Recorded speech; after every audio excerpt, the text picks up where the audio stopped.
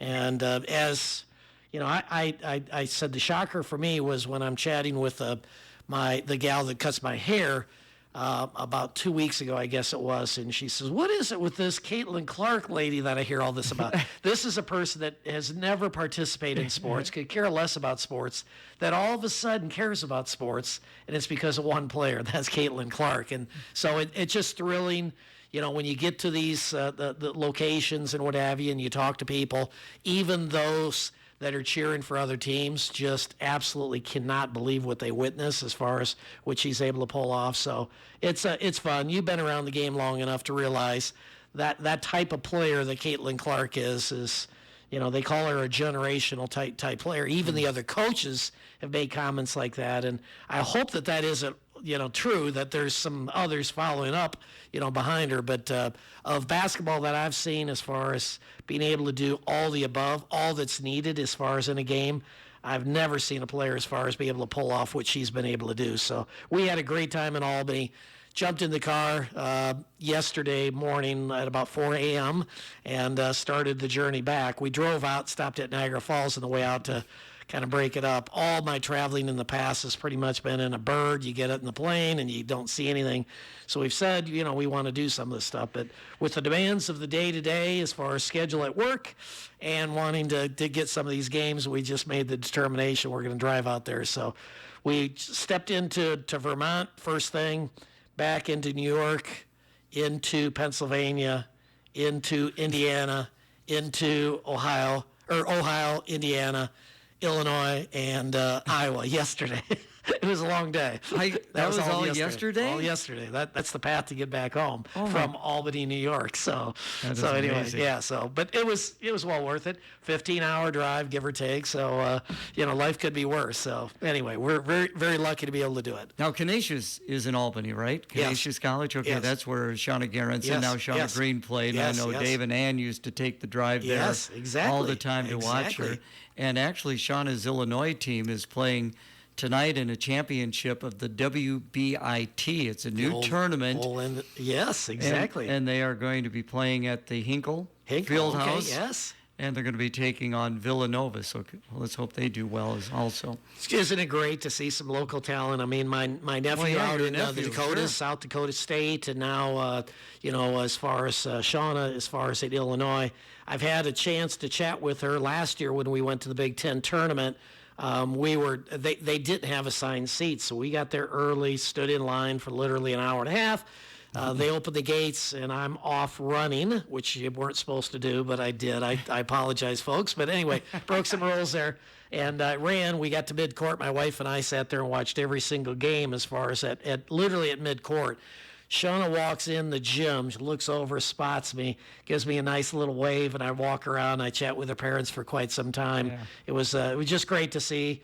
I saw Dad. I didn't see Mom at this last tournament, but Dad was there with some of the grandkids and what have you, and I was able to spend some time with him. So here we have this Clinton High grad that goes off, has great success at college, now is coaching as far as shortly after, got a head job and was Toledo, wasn't it? Am my memory serve me right? Or Dayton? She at Dayton. Yes, yeah. So Dayton and then on to Illinois. So again, for those that don't know, when you're a Big Ten women's coach these days, you're making big money, and it's a big responsibility. And I'm just thrilled, couldn't be happier as far as for the success that she's having. And I wasn't aware of this. I'm glad you pointed that out. Yeah, it's we'll a definitely new tournament. Put the team. That's the old NIT type. I think the NIT is still going on, but I think this is the WBIT. I think I'm not exactly sure. Yeah. But now Brian Peterson, there is an opening at Drake. Oh, is there? Okay, I don't know. Yeah, that's interesting. Their coach DeVries, he has gone on to West Virginia. Really? Okay. So it's, you know, how close do you think Brian is to getting a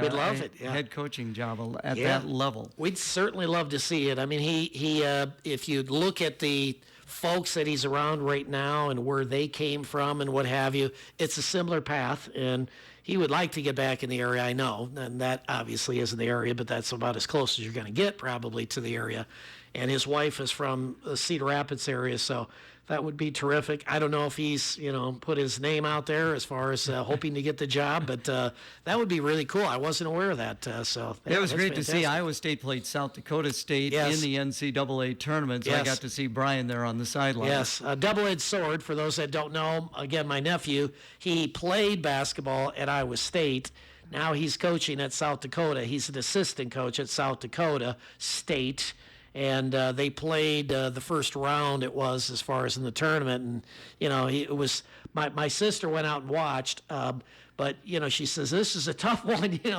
You want to root for the place that he played as far as Iowa State. But my son's coaching as far as at South Dakota, so South Dakota State. But anyway, they got it handed to him. Iowa State had a nice ball club this year, and they went fairly deep in the tournament, and unfortunately they're out these days. Anyway. And their coach had a hand in getting Brian to Iowa State. Absolutely. It's they're best friends to this day. They coach together, and they've got a very nice common bond, is what my sister was telling us. So yeah, it's. I'd love to see him, and I'm guessing he probably kind of like the keys to the head job too. We really haven't discussed that specifically, but I think that's probably everybody's dream, is not to be an assistant, but take the head job and see what you can do. Well, folks, we are going to talk finance. Yeah. At some point here. At some point, it'll be coming up right after the weather, brought to you by Air Control. More winter-like weather with a whole lot of wind in your forecast for today. Don't forget, a winter weather advisory continues for our northernmost hometowns through this morning. A couple of slick spots on those roads. Snow showers continue through the afternoon with highs in the mid-30s. Winds up to 45 miles an hour. That continues tonight with a few flurries. Will drop to near freezing.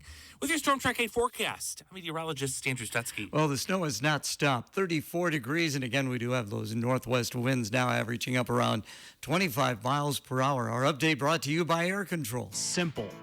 That's something we all can appreciate. And when it comes to servicing your air conditioner this summer, nothing is more simple than calling Air Control Inc. in Clinton, Iowa. Day or night, hot or cold, Air Control is your local comfort solution. Schedule your service today by calling 243-7228. Day or night, hot or cold, call Air Control. Your affordable comfort solution. Dave Nelson still in studio with us. So things right now, the market, I got my NelsonCorp market update. Yeah, perfect. Overbought? Yeah, translation, what it means is that things have moved up pretty quickly and at a good pace. And so the fear and the danger always is that have we overdone it and gone up too fast and too high in this short period of time. So the term is, the market needs to digest some of the gains that we've seen, and so we may be waffling sideways for a period of time here. Our concern is, again, it always is the same, and that is, people have worked hard for their money. How do you protect it? How do you grow it, but how do you protect it as well? And so when you're in a hot market like now, I mean, everybody's looking at statements. They're loving it as far as what they're seeing there. But, how are we going to hold on to this? Because as everybody knows, markets don't go straight up. Oftentimes when you have big moves like this, you're going to give some of that back before you reset and go higher. Well, nobody likes that reset. We always like that last high that we had, and we want to keep it there. So the challenge for us is trying to recognize as far as when's the time to start taking a few dollars out and putting it into something really, really safe, a money market account, something to that effect. And we haven't yet. We're eyeballing it, keeping a close eye on things. Obviously, we can't impact any 1, 2, 3, 4, 5% change. That we just have to live with. But something more significant, certainly we want to try to dodge and get out of the way as best we can. I would think, and I don't really know all that much about the markets, but as you say, it just can't continually go up. You said reset. I mean, it almost probably needs to do that, doesn't it, Dave? It really does. And again, we as human beings are very emotional as far as relating to these type of things. And And logic kind of disappears oftentimes as far as with people when you're talking about their money, because again, they worked hard for it and they don't want to see it. Today I've got, let's say, $100,000, and tomorrow I wake up and I've got 90. I mean, that doesn't feel very good. And that would be a very small correction. The normal correction as far as in a bear market type environment, bear market meaning one that's going down, is 38%. And that happens on average about every 5 to 7 years. So we haven't had a doozy in a while. Translation, usually you're going to have a doozy at some point. And again, we want to take that doozy, and instead of that 38% average drop, we want to keep that thing to 5 or 10% if at all possible. Problem is, again, you get to 5%, you don't know if it's going to go low or not. That's our challenge, and that's where we spend as much money as we do buying research, trying to figure out, is this a trigger, an event that basically is going to imply that things are going to go lower, or are we just going to rally back? And we've rallied back. We've had some little mini corrections as far as over the last year or so, maybe 3, 4, 5% has been a buying opportunity. But at some point, it won't be a buying opportunity. It's going to need to be a sell at some point. Always found it interesting. You talk about the research that you invest your money into. Talk a little bit about getting that research. How did you make that decision? This is what we're going with. Yeah, so for years we basically bought into the idea that if we just hand these mutual fund companies our clients' money over a period of time, they'll again basically give that money in a decent return. And so, and again, it's not to say that mutual funds are bad. It is to say that most mutual funds don't outperform their index, whatever the index happens to be. So let's say that's the S&P 500. It's a stock fund, and it doesn't outperform the S&P 500.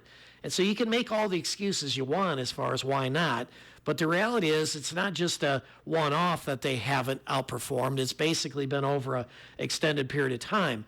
So understanding, again, what our clients are interested in, and that is they want us to grow their money, protect it against the big catastrophes, and again, then try to make our way back in to have that thing grow during the next cycle. And mutual funds don't work that way. Mutual funds, basically, you hand the money to the team, the money manager team, and their job is to invest it. And they're going to put it into, if they're in stocks, they're always going to be in stocks. If they're in bonds, they're always going to be in bonds. And we feel that there's going to be times that you want to be in stocks, and there's going to be times you don't want to be in stocks. And so what we basically do is we tilt portfolios for clients as far as when people are typically, their instincts are to sell, we're going to be buying on their behalf, and vice versa.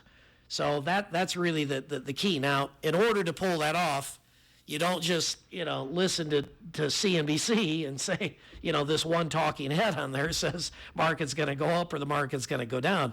We have to have something to back it up. And there's very few independent companies out there that basically just sell data. And what we want is data. And then we're buying from these nerds, and us nerds are going to now try to apply that as far as to a client situation. So every client's a little different, but I would say the common denominator is everybody wants to make money and nobody wants to lose. Now we have to push them hard on that. What does that mean?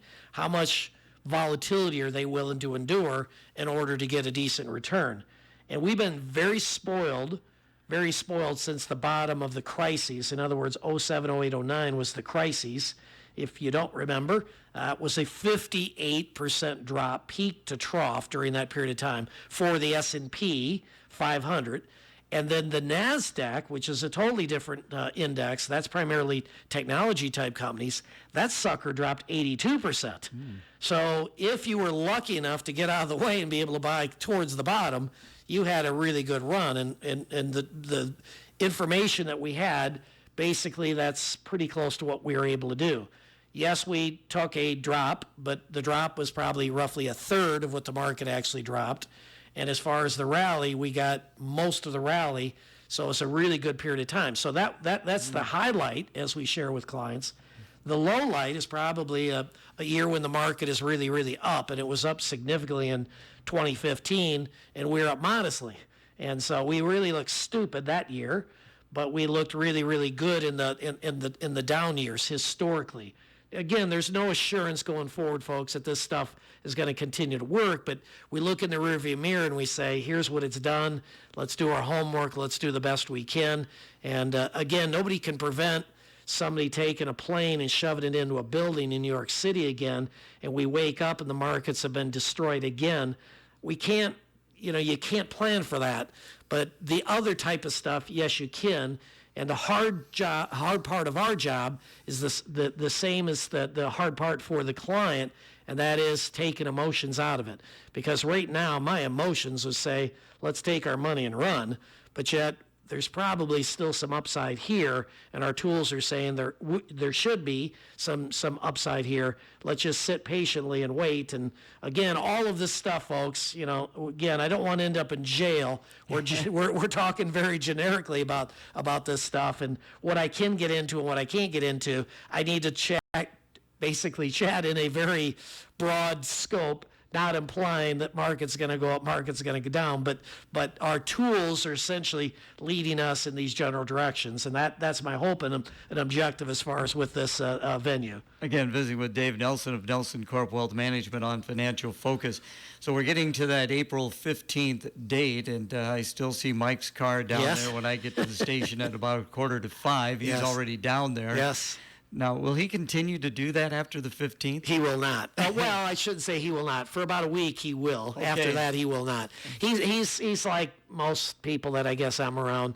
I used to tell my basketball players this.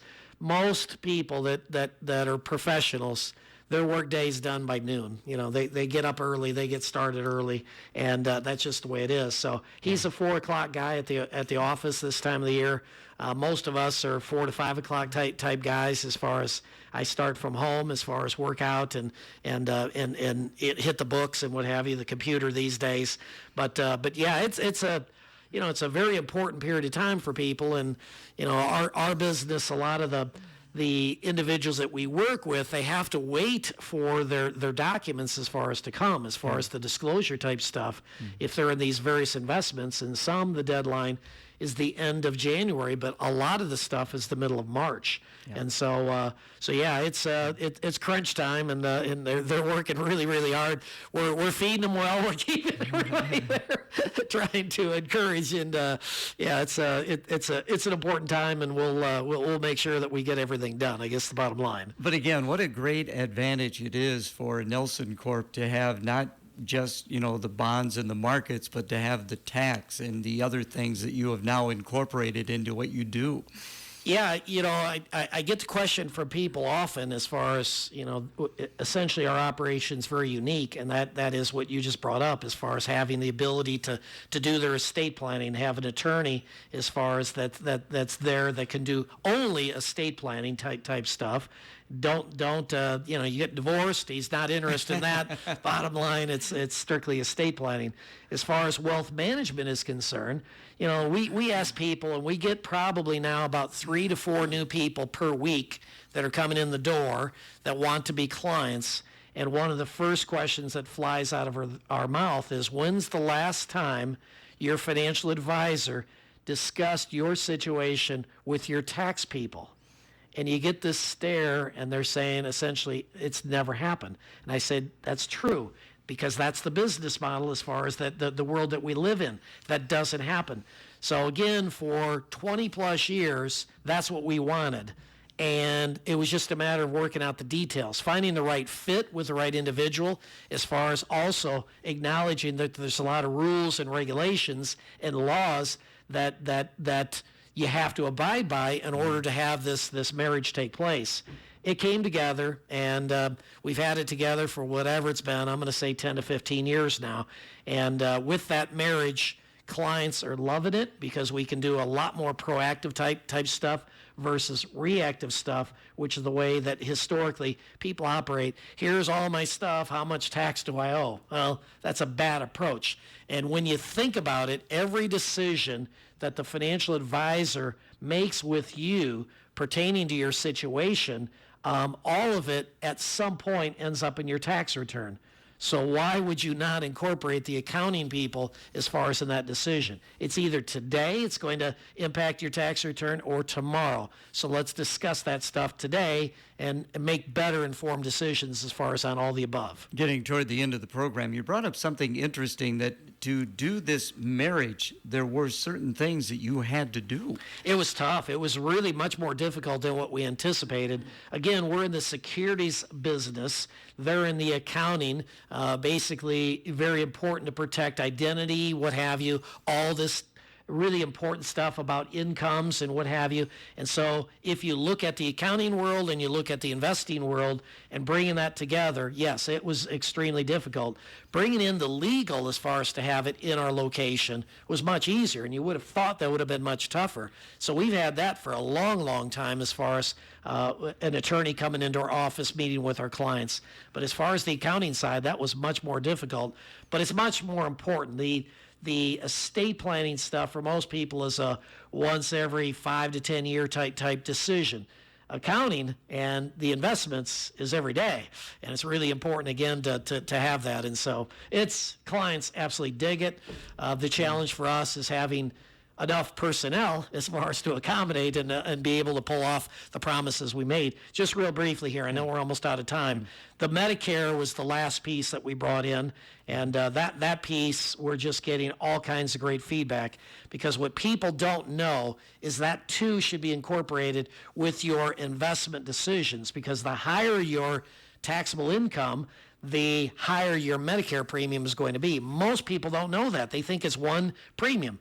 So anyway, don't find out the hard way as far as in that. Again, seek out somebody that can do the tax planning with you as far as, and incorporate that as far as with your Medicare supplement type decisions. And with all that being said, you are going to be at our Plus 50 Living Fair on Tuesday, April 23rd, back in the spring for the first time since 2019. Oh, really? Wow, yeah, so excellent. I think it's going to be great to be in the spring. Good. NelsonCorp and Clinton National Bank have been a part of every one of our Plus 50 Living Fairs, so looking forward to having you out there. We'll be there. Looking forward to it as well. All righty. Well, have a safe trip to Cleveland. Yep, sounds great. Go Hawks. Go Hawks. Thanks, Gary.